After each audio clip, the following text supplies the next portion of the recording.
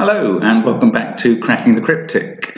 Having a look at just a classic today, and we got asked the question recently, how can you use Snyder notation because it doesn't help you spot hidden doubles and triples. And this is about the notation that we recommend when solving the puzzles. And the key difference between the two types of notation are, one, the kind of standard notation that people think of for pencil marks in cells when they're thinking about how to go about solving a puzzle, is to put all the possible candidates. So for instance, in this cell here, you've got 3, 2, 6, 8 in the box and 4, 7 in the column.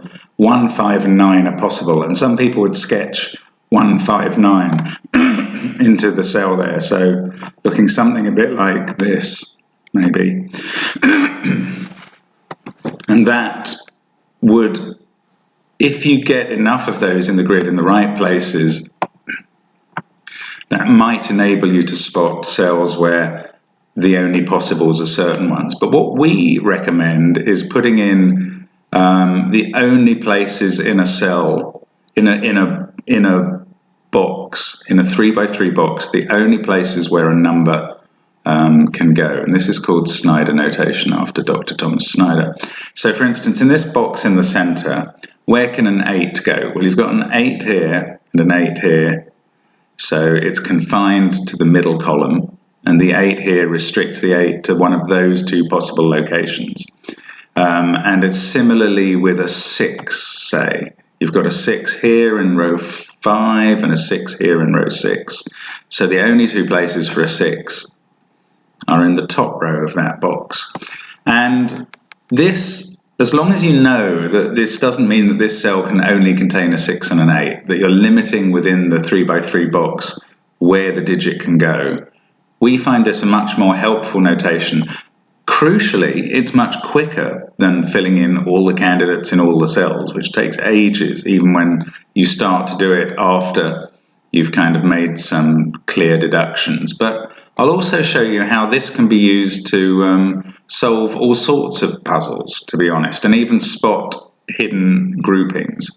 So in this puzzle, you do need to make a couple of kind of starting moves. You need to, first of all, there's a couple of cell logic issues, like this cell here is very interesting. In the column, we've got 2, 3, 5, and 9. In the row, we've got 1, 2, 7, 6, and 8. And that only leaves 4. So this has to be a 4. So you can see 1, 2, 7, 6, 8 in the row, 3, 5, 9 in the column. And funnily enough, the same is true here. 2, 6, 7, 8, 5 in the column, 3, 9 in the row, and 1 in the box. So they're all ruled out, and the only thing that can be ruled in is a 4. So they have to be a 4 as well. Now we've filled in these 6s and 8s as possibles in the central box. And if we also look at 2s, we've got a 2 here in row 4 and a 2 here in row 6. So 2 must be in the central row, and because of this 2 at the top, it can't be in column 4. So 2 must be in one of those. And now look at the 4s that we placed. They are here and here, and that means that 4 can't be in any of these completely empty cells either. The 4 must go somewhere into one of these 4 cells. Now, I wouldn't normally fill it in, but that is instantly a hidden quadruple, if you like, not just a hidden double or triple, but those 4 cells must contain 2, 4, 6, and 8. And that means that the other cells must have the other digits, 7, 1, 3, 9, and 5. 7's already done, so now we know that 5 is here or here. And in fact, 9 must be in one of these. Because of this 9, it can't be in this cell. So for the column 4, 9 must be there or there. 1 can't be here or here, so 1 must be there or there. And that means 3 can only go with the 5. And that gives us this 3-5 pair, which is very powerful.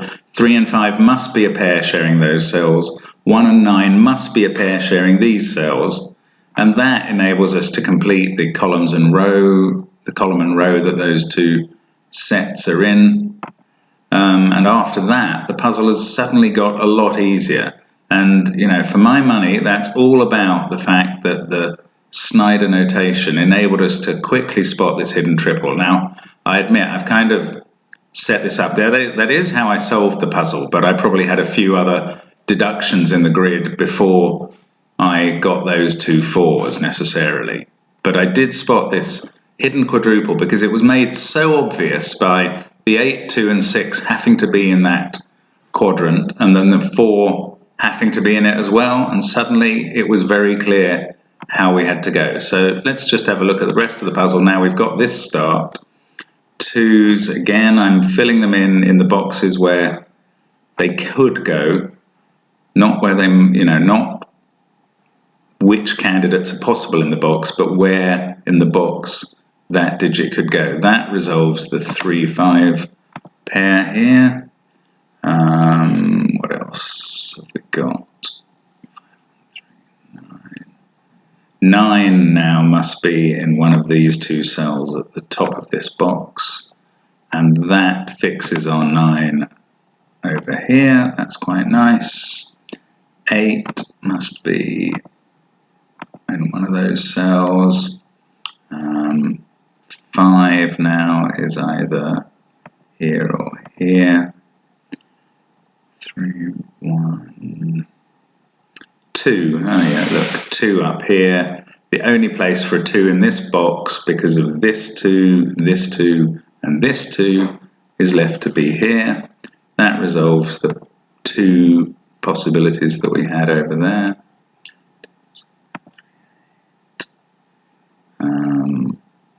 This must now be a 5, because you can see 2, 4, 3, 7, 8, and 9 in its row, 1 in its column, and 6 in its box. So that has to be 5.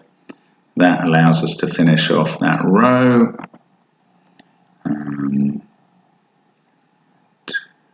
That's quite interesting. 7, 8, 5 must have... No, 7, 5, 6 must be the top 3 up here. So that leaves 3 and 4 to share the cells in row 3 in that box. That allows us to finish off that column with a 9 and a 1. That row, with a 9 and a 1. That fixes the 8, 9, 3 there.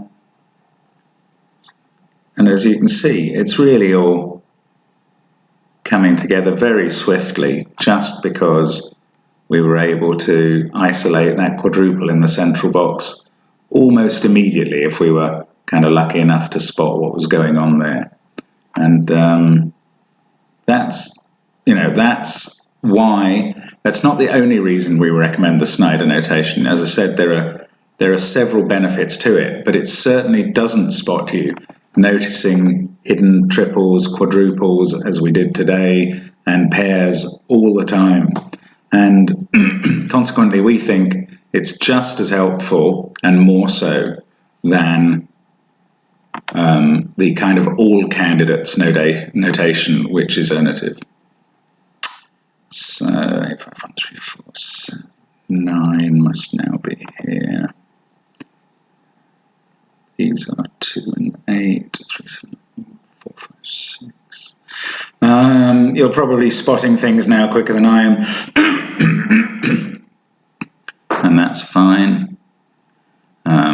Obviously, I'm actually doing this live, so it's not necessarily set up just to knock everything straight into the cells. Didn't expect it to offer any resistance at this point, so I'm probably just missing something quite poor. Oh yeah, the 2 is resolved. This 2 forces the 2 in this box to be down here, so that places the 2 there. The only place for an 8 in this row now is here. That puts an 8 here. That starts resolving this quadruple finally. That gives us a 2 there, and indeed we can finish off that quadruple that got us started. 6 over here. 6, 5, 4. This one is the last one in its column, must be an 8. We've got to get a 2 into this box now. I think this is working. 7 over here. 5. Can't resolve the 6 and 4 yet, but this column 2 now is entirely finishable. That fixes our last remaining pair. That gives us a 4 there and a 3 there. And now we're on the home straight. We've got 7, 6. Yeah, this is a 6-4 pair, so they must go like that. These are a 6-5 remaining in this box. That gives us a 5 there, 7 here, and we're just finished now. You know, this isn't one of the harder puzzles we've done, but it was graded at Fiendish by the Times, and I think without spotting the that pair, that quadruple in the center quickly, or getting some other handle on it. And as I say, there are other ways to solve that puzzle. But that was a very helpful one, and certainly not handicapped, indeed helped, I believe, by the Snyder or possibilities notation. So thanks very much for watching. Just a very quick one there on Snyder notation, why we use it, and how to get a handle on a Fiendish puzzle very quickly. Hope to see you again on Cracking the Cryptic. Bye for now.